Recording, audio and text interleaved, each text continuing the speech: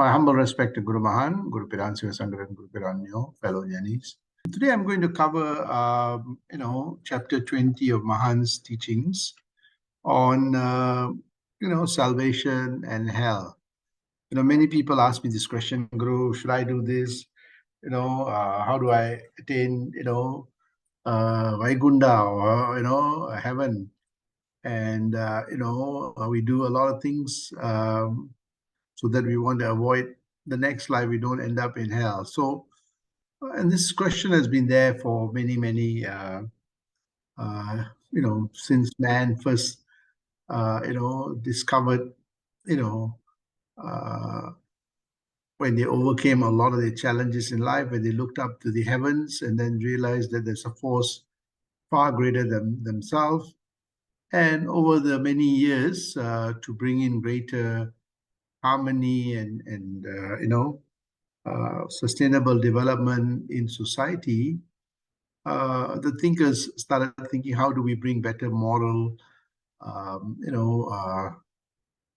living, good living? Because people in the early days used to live like animals. They used to fight and, kill each other and do all kinds of things. So the great thinkers said, how do we bring in greater, harmony?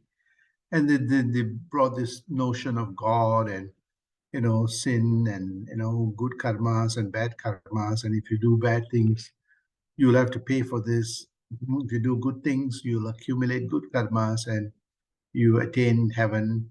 So a lot of the descriptions are written in many, many scriptures about, they give you very vivid description of heaven and hell. And over the many years, society became more and more harmonious. There are things that you do and things you cannot do. So over the years, this notion of heaven and hell has become imprinted in humanity, in all the religions, in many teachings. This notion is embedded. So what does Mahan and other great saints and sages think about this? So here in this chapter 20, Mahan speaks about what is heaven and what is hell. And I think all of us have some description of what heaven is. It's a place where we are rewarded for good behavior, right? So if we do good things in life, we help people, we, follow the rules, we are kind to everybody, after that, we go to this nice place, and this nice place is, peaceful, harmonious, we are rewarded, we don't have to work, everything is looked after for us, we get a sense of happiness, life is good, it's effortless, and there is food, entertainment, in some of the heavens, you see that very, very interesting descriptions are given. And people are treated very well in heaven. And there is a sense of God realization. You become closer to God. You become one with God. So a lot of this description of heaven is given in many scriptures. And most people work towards, what do I need to do to have a heavenly life after my material body drops off? So there is this description of heaven. And there is also this description of hell where you are punished, for all the bad deeds that we do, cheating people, pillaging, taking things that do not belong to us, possessiveness, all those things, a very detailed description is given that what the hell looks like. And it's a place where we get punished for all our bad deeds. And the description, if you see, some of it is very, very vivid. It's not a nice place. You see things burning, people roasting, all kinds of description. No peace at all. You are always, punished, and it's a tough life. And there's a lot of distress, misery, very, very kind of a place that is, doom and gloom. And you're excluded from all the niceties of life. You really have to struggle, right? And you're not treated very well, punished sometimes. You go through all kinds of torment, and you meet all the demons there, right? So the demons that make your life really miserable. So you have this two description of heaven that rewards you for good behavior, and then you have this description of hell that gives you all this punishment, the sukkhas and the dukkhas, right, that in our lives. So let's look at heavens really well. And over the years, we see that, it's a place where we get reward, we accumulate. So most people accumulate good karmas. And the good karmas are like the token that takes us to heaven, right? So I'm sure all of y'all, heard the phrase that, you got to accumulate good karmas to have good life, after you die. As I mentioned, it's a nice place, peaceful, harmonious. It's happiness there, joy. Sometimes they show people, the angels are there, with the harp and all those nice, beautiful description.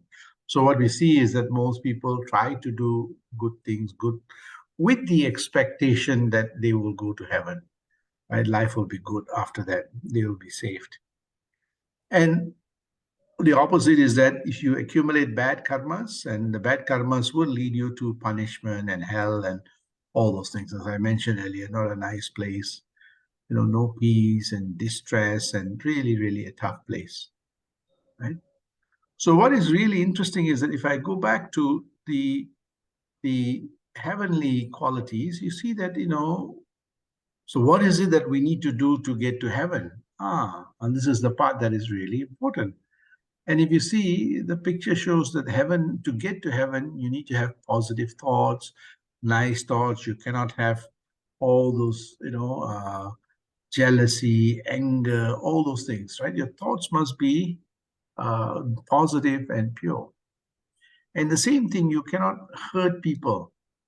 Good speech, you need to be gentle with your words and kind with your words, and also good behavior, good action.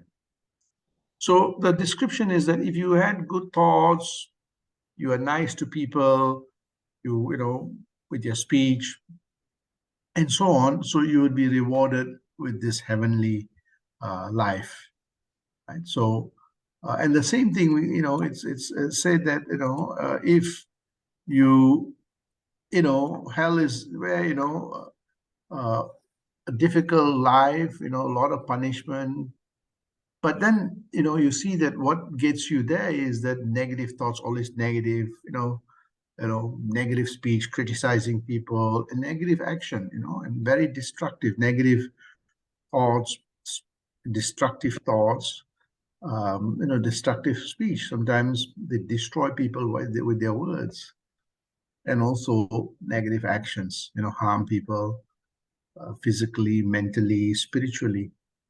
So you see that, in both that duality, when our thoughts are good, when our speech are good, our actions are good, it manifests into a good life. And, you accumulate that good karmas, and you go and, achieve that heavenly life. But what is really interesting here is that people literally has taken this. Yeah, if I do good, I go to heaven. If I do something negative, I, have to pay for it in my next life. But you see that if you look at life very carefully, it is not, if you, most scriptures write that after death, this is what happens, right? If you accumulate good karmas, you go to heaven, accumulate bad karmas, you go to hell, and the descriptions are given. But you see that great saints and sages, like people like Mahan and others say that actually, you know what? The heaven and hell is not after your body passes off. The heaven and hell actually happens now. You see, when our thoughts are good, positive, when our speech is good and positive, and our action is good and positive, it is not that the karmas that actually lead you to a better life next life. There's good deeds, that good behavior, that good, mindset leads you to a nice place, right? It leads you, wherever you go, you are positive. So wherever you go, the place is a nice place, because not because of the deeds, but the mindset that is evolved to that, transforming from that negativity and, or the destruction, to positive developmental, and that shows up in your thoughts, in your speech and your action. Somewhat like the Newtonian law, right? Every action has an opposite and equal reaction. So the experience of heaven is not afterlife. The experience of heaven takes place now in our experiential, the world that we live in, right? And when, even during the most difficult circumstances, when we are positive, when we're inspirational with our words and our action, we see that even though the place and even though the challenges are there right in front of you, you're still in that nice abode. Even though circumstance, everything is crumbling around you, you still are in a state of peace and harmony, right? You are inspired by something far greater. You're always happy, right? You learn to accept, good things, and learn to accept challenges in life. And you integrate all of them as a combustion for one's enlightened living. And that is what heavenly living is.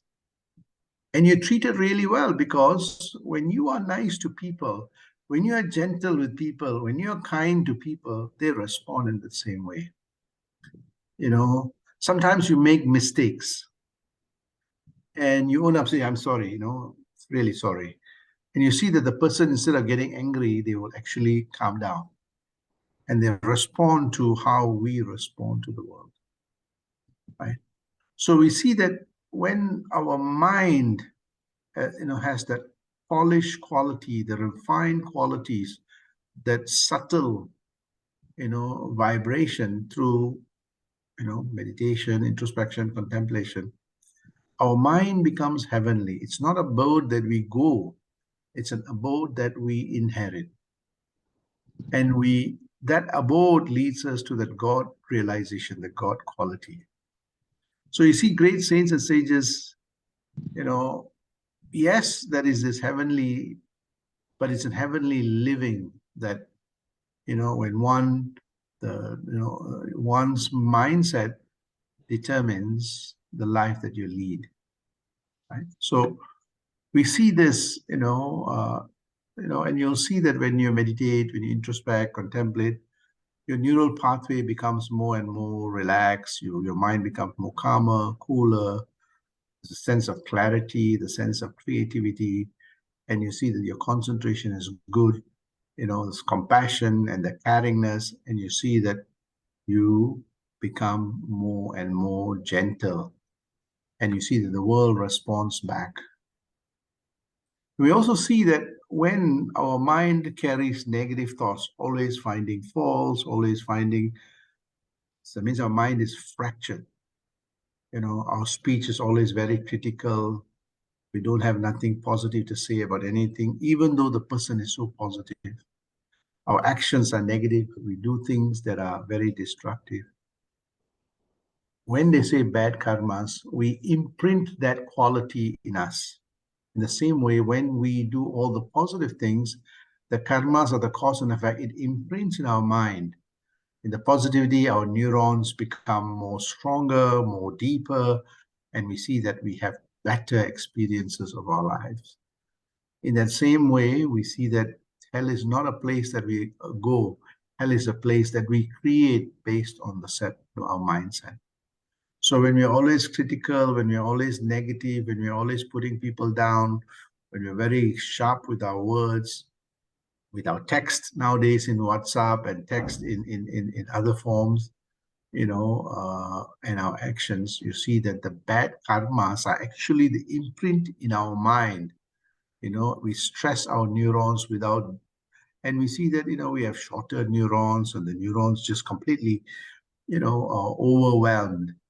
And you see that we don't be in a nice place. In the case of that positivity, our neurons enable us to experience things in a more magnified and harmonious way. When we are in that hellish life, even we could be in the best place, the mind is not in the best place. The mind will see limitations. Very difficult to get peace, and life becomes tough. When people are jealous, when people are angry, it's not a nice feeling. Of course, some people are jealous for a short moment and they're okay, or angry for a short moment. But I know people that are continuously jealous, continuously, angry, and you see that life is not easy for them. There's so much stress, blood pressure goes up. So we see that the mindset determines whether we have a heavenly life or a hellish life. People are distressed, they are miserable, even though they are financially okay, materially okay, but they're still miserable. They feel that everything is excluded from them. They can't get love, they can't get happiness, and they get cheated too, and they get disappointed, and they feel that people are not treating them well. They don't respect them. And you know what? They meet all the demons, every demon, from family members to office mates to everybody becomes an adversary, because the way we speak, the way we think about them, everything, all the demons shows up from every corner. Not a great life. So we see that the state of the mind determines whether we live a hellish life or whether we live a beautiful heavenly life, right? So one of the things that we see is that, of course, the descriptions given in all the many scriptures, they give a good description of happiness, peace. You have good food, but think about this way, right? Yes, heaven may have all this great food and great things that you can do, but you don't have the body. So how are you going to learn to, how are you going to experience it? So basically what these saints have given is that description that there'll be a reward at the end of your life if you did this. So an ordinary person believes that. But someone who's enlightened or on the path of self-realization would ask this question: yeah, but I don't have a body. How am I going to experience this? So what is this experience that I'm going to experience? Is it with the body or without the body? Right? Definitely after death, the body is not there. So what is it that is going to experience? Well, the only thing that is left is that the spirit is neither born nor dies. It's omnipresent. So then it must be a state of something in us that is a spirit. And that is actually our human mind. Our human mind is neither matter nor energy. It's actually the spirit that is powering us. So if at all we want to experience that heavenly qualities, it has to be within our mind, within our own intellect, to understand what this is. So this nice place is not outside there after death. The nice place is present within us. The experience of heaven happens now, when we interact with the world. But the interaction depends on our state of our mind, right? The more positive, the more developmental, we see that our life becomes more heavenly. In that same way, we see that, as I mentioned earlier, that in the hells that they give you description, you're going to be burned, the body is going to be burned in oil. You don't have a body. What is it going to be burned, right? Well, as we saw in the heavenly, there's no body that is going to be burned or put in oil, right? So what is it that suffers? It must be something that is neither matter nor energy. It's the human mind. And we see that, through this logical understanding, we see that heaven and hell does not take place after our death, happens now. So some masters say, look, You want a good life? Do all the things. Be positive with your thought, nurture positivity, nurture good relationships, nurture, good inspirational speeches and so on. So we see that, as we do that, the right people come into our lives, the gurus that come into our lives, the angels that come into our lives to help us during difficult periods, right? We have beautiful, children and life partners and office mates and friends and neighbors. That positivity transforms and attracts that. In that same way, when we are negative, we attract all the demons. Yes, some of them could be our children. Yes, some of them could be our spouses. Yes, some of them could be our neighbors and our workers and our bosses. They all will start showing up and giving us challenging times.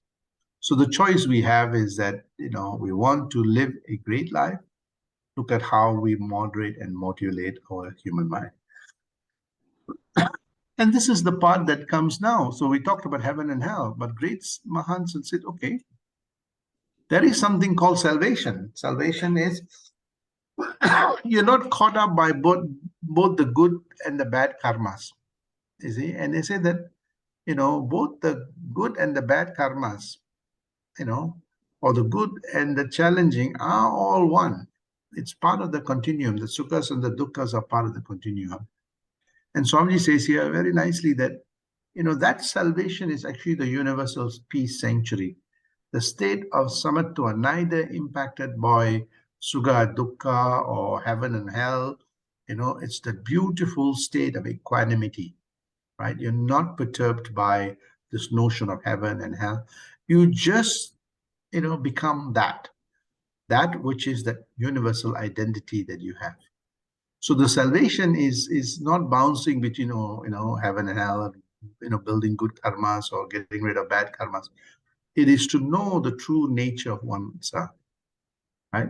And here you see that there is nothing separate, as salvation and hell. They are both, two sides of the same coin, right? But it's not two sides of the same coin, but the coin has an intrinsic value, right? And that intrinsic value is that power within all of us, right? That is transcendental to both the heaven and hell. It's a state of, samatva. It's a state where it's an enlightened state. You see, there are moments that you have difficult people that come into your life. You're able to manage that. You're able to kind of neutralize that, able to accept, integrate it. There are moments that you have scars in your life, challenges. You're able to transform the challenges into, enlightened. There are moments that you have pressures in your life, and you're able to transform the pressures to treasures of learning, enlightenment. So we see that Mahans don't get caught up with this heaven and hell. They say, actually, all this is not relevant, right? So that enlightened living, the mind becomes frictionless, not caught up in this dvandvas or the sukha dukkha or the heaven hell. The mind becomes more and more transcendental and more universal. So, and Mahan beautifully says this, that, that salvation, one who attains the salvation or the yogic or the Mahan-like quality, he says the salvation and deception are one, right? The good thing, sukha and dukkha are one. Kundalini and Guru are one. What does that mean? Kundalini is that which illumines us, the power that illumines us. And, if you follow the WhatsApp discussion, I'm giving you a description of how the Kundalini plays a key role in awakening our neurotransmitters and strengthening our neurons to give us greater clarity. So that power that is within us that gives us that quality of the Guru. Guru means that which illumines us, that which takes us from ignorance to an enlightened state. He says that Kundalini, the force, and Guru are one, because it is that which illumines us. He says man and Adi are one. Human beings, and Adi is God. Man and God are one, because after all, the DNA of humans come from God itself. And that's why whenever the body passes away, we say that we have attained samadhi. That means we have gone back to our home. We have, become one, from that material identity to the universal identity. So Swamiji then goes on to say, in the increase of knowledge, you and I are one. What he says is that all the material experiences, all the spiritual experiences, the small I and the big I actually is the same. He says that when one becomes illumined by this, you are not too concerned about accumulating good karmas and avoiding all this negativity, sukhas and dukkhas. So he goes on to explain this important state. Don't worry too much about heaven and hell. Do what is right now. And how do we attain that universal peace sanctuary? And he walks us through in this book and the chapter. He says that most people do good things, a lot of rituals to get into the heaven and avoid all those bad karmas to not go into hell. He says, stop all that. He says, most important thing is one needs to put in the effort. Effort is needed to know oneself. What is it that is generating the heaven and hell kind of experiences, and how does one transcend that, become transcendental to it? And he says that for that, you need to have introspection, contemplation, reflection, and meditation. Exactly like what is heaven? If heaven is all these good qualities, I don't have a body to experience it. So what is it that experiences this? So I'm in a substratum that is neither matter nor energy and timeless, right? What is it in me that have that experience, right? So that requires deep thinking about our spiritual body and our gross body. So that he says to attain that universal peace sanctuary, that salvation, one needs to do that introspection, contemplation, reflection, and meditation. And he says that, a poor person, no material riches, if he or she puts in the effort through the ICRM, can be rich. So you can change your circumstances in life if we put in the effort. In the same way, say a rich person, if they don't put in the effort, they can lose everything. Right? So it's not about, the circumstances can change based on the effort that we put in. In that same way, he says an uneducated person can be illumined if they undertake ICRM. Right? So one can become enlightened and become transcendental if they devote time towards this. In that same way, an educated person can be unillumined. They can have all the PhDs and all the degrees that they want, but they can still be unillumined if they do not undertake ICRM. So this is what Mahan says here. And what is really interesting here is that if you see in that chapter, he says that, our physical body is dependent on our parents, how healthy they are. He says that the blood and the semen of the parents, if it is bad, the children in the womb will get disease. So we see that, sometimes if the parents' health is not so good, or when their mother is conceiving the child, she does not take good nutrition or takes alcohol or smokes, it impacts the body of the child. Or has stress, it impacts the child. You see, he says that in the same way, see, if the residents, that means one is, in this, if the residence, the site, and the bed of the mother are defective, that means he's explaining here, if the mother, when she's conceived, and if, there are challenges that she experiences, the child can have defective. So this is why Mahan and great saints and even many experts say that when the mother is conceiving a child, make sure she has good nutrition, make sure that she has exercise, make sure she has good mental health, and she's happy. If you have all the four components, you see that the child can, and also peace and happiness, you see that the child will grow very well, at least the body. He says, so that's one. The second part he says is that that the disease acquired by a person after the age of discretion, that means maturity, are caused by his own thoughts. So some aspects of our bodily defects are from genetic, right? But there are things after we are born and at a certain age, what we think, what we do impacts the quality of our lives.